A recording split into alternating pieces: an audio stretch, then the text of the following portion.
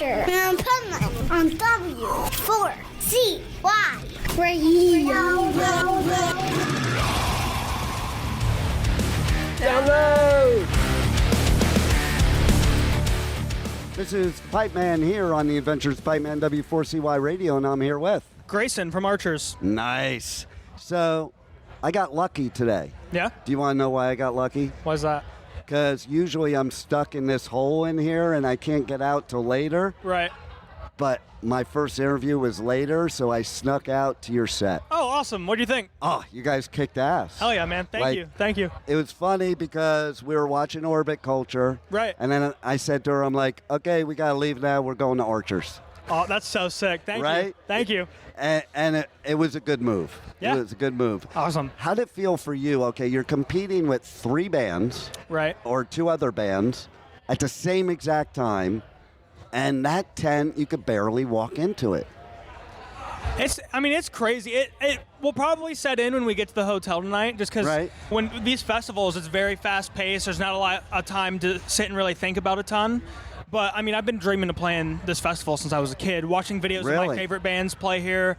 That's how I found out what Download was, through interviews just like these, you know what I mean? So being here, playing, the fact that people came to see us super early on a Sunday. Right. Crazy. I'm just thankful, man. It's really, really nuts, and we're extremely lucky that Download was our first UK show ever. So, really? First time. We have some following this, some club shows, some headliners, one of which sold out before we even landed here. Wow. So, yeah, just on Cloud 9 right now, honestly. It's pretty crazy. So what other festivals have you played? Over here, we did Rock for People. Anywhere. We've done, in the States, we've done Louder Than Life twice. That's probably where I've interviewed Right you. on. Yeah, we got lucky and we actually won a Battle of the Bands, a fan-voted Battle of the Bands 2 years in a row. Nice. Which has never been done, and both years were crazy. And then we came over here, we did Rock for People in Czech Republic, and then we did Greenfield in Switzerland a couple days ago. Nice. Now we've been able to check Download off the list, and then we go back to the States. We have a headline tour in July where we'll be hitting Summerfest in Milwaukee and then Rockfest in Wisconsin. Nice. So, Rockfest is a badass festival. very excited for it. We got really lucky. We're playing same days like Bad Omens, 3 Days Grace. Wow. We came as Romans. So, as a fan, you can't ask for more than that. You know what I mean? No doubt.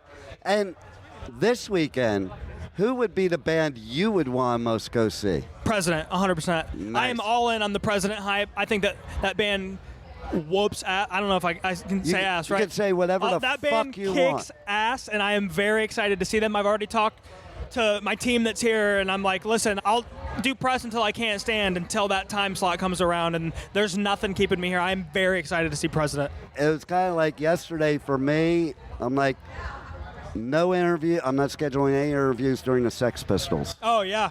You know, because... How was it?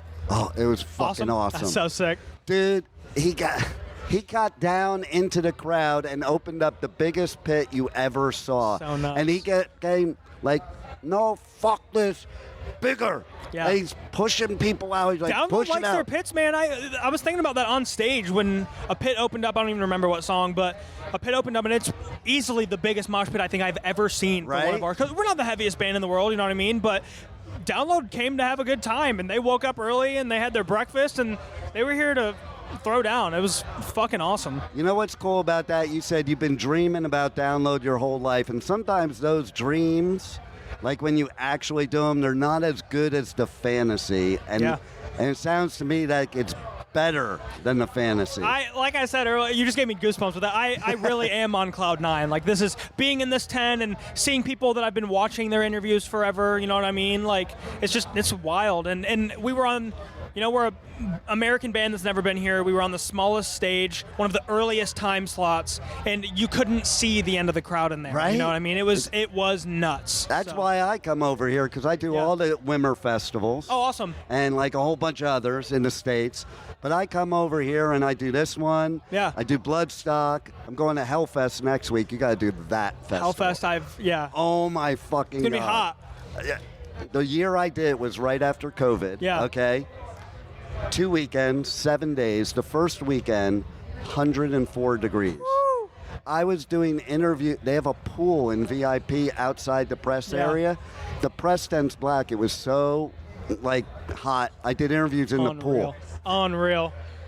So, what about music? What do you want to tell people about music coming around the bend?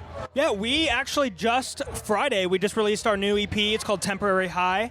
We went and recorded it in Arizona with Matt Good, who's done a million Asking records and has worked with probably all of your favorite bands. And it's cool. It's our first label release. It's our first time that we've gotten consistent play on Octane, and now it's finally out. We've been working on it for just under a year straight. Nice. So the fact that it's out is like such a deep breath, and people are loving it, and people are connecting with the songs. And you know, I've already been getting texts from my managers about other producers that are knocking at the door wanting to get with us. Anytime that I thought that I would have it home this year, I will not be home. But and see, now Download proves the name of that album because you're on the Temporary High now. Yes. So you're living the album right now. It is crazy. Right? Yeah. So what was that one moment in life that you were like, this is all I want to do? It's really funny because I get asked that pretty often, and I don't know, just because this has been the goal for as long as I can remember. My dad was a musician, so my earliest memories as a human are me staring at Kiss album covers. Like, music has just always been it. There's never been a backup plan. You know, going through schools, I was like, oh, well, you can do the band thing, but you should have a backup plan. I was like, fuck that. Like, it's all or nothing. I believe that. Know? I'm also a motivational speaker, and the only way to succeed is have nothing to fall back on. No other option. It was this, or it's flipping burgers somewhere or washing dishes, you know what I mean? Like, exactly. There was really, I was a horse with blinders on for a long time. And I guess some of the moments where I was like, this is it, or just shows I went to. My first show ever, I'm a massive Kiss fan, so there's a lot of Kiss in my history. Wait till you hear what I have to say. Yeah. Go ahead. But my dad took me when I was in 4th grade. He took me and all of my siblings to see Kiss for the first time. Nice. And then my favorite band of all time is Black Veil Brides, and I saw them for the first time.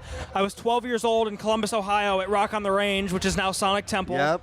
And I saw Black Veil for the first time, and that was also my first festival. So I was like, man, what is cooler than this? You know what I mean? There's not a job in the world that would be as cool as this. And ever since then, man, it's just been finding new bands, learning everything I can about them, you know, what their members' names are, who they work with, you know, who's making their artwork, all that stuff. Massive nerd. And yeah, it's just been the plan, you know what I mean? I was a massive Kiss fanatic since first grade. Yeah. So check this out. I must have been in first grade, and I went with my brother's girlfriend to Seaside Heights at the Jersey Shore and played one of the Carney games where you could win an album. Uh-huh. This is the first album I ever owned myself in my life besides the ones I stole from my brothers. And I won it, and they had pick what album you want. I looked at this album up there. I'm like, that's fucking cool. It was the original Kiss album when it first came out. Yeah. So that was my first album ever, and I won it at the Boardwalk. So what's really cool is I went to New York City for their last show ever at the Garden. Yeah. And we got there a day before, and I mean, New York was absolutely swarmed with Kiss fans. I mean, you couldn't walk down a single street without seeing a Kiss shirt, and if people saw a Kiss shirt on you, they were immediately coming up to you, talking about stories. And there was a line I was standing in for something, and you know, listening to people talk behind me where it was like, oh yeah, I was just flipping through records at a record store and thought this one looked cool and it changed my life. Or, you know, the first time I saw Kiss was on the Hot in the Shade tour at Red Rocks. Like, just shit like that where obviously I wasn't around for any of that, you know what I mean? But it's really cool how, whether you were a fan of that band for 50 years or 5 years, everybody had stories and everybody had something that was super important to them. And it's just, that band fucking rules, man. There's not, it's going to be a long time before we see a band fill those shoes, you know? Right, no doubt. And like, I remember being in 5th grade and I bought the Love Gun album. Yeah. And it had a Love Gun in it. It was those poppers, which were popular then. And like, you're bringing it in school. I remember getting in trouble with the teacher. Right. I would always get in trouble. I was really bad about drawing Kiss faces on my homework. I love it. So I got in quite a lot of trouble because they'd be like, Grayson, you got to stop. And I would just do it again. They'd be like, all right, well, clearly it's not going to stop. I started drumming because of Peter Criss. That's so sick. You know? And then I also loved Ace Frehley, like greatest guitarist ever. And I was Gene Simmons for Halloween. Yeah, I was Ace Frehley for Halloween one year. So, nice. Yeah. I love it. What else would you like to tell the listeners that we haven't covered yet? Oh, man, that we haven't. Just, if you see us come to a city, come to a show. Like I said, we're wrapping up Europe in a couple days, and then we start the temporary high tour in the States. It'll be us, Rivals, Of Virtue, and Dead Eyes. Nice. So, it's about 3 weeks. Our longest set we've ever done in the States. We just finalized it the other day, and it kicks ass. I'm sure so I'm super it does. stoked for that.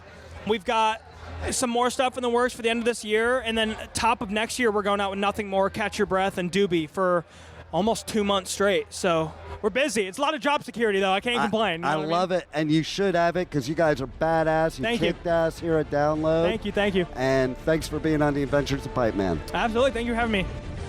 Thank you for listening to the Adventures of Pipeman on W4CY Radio.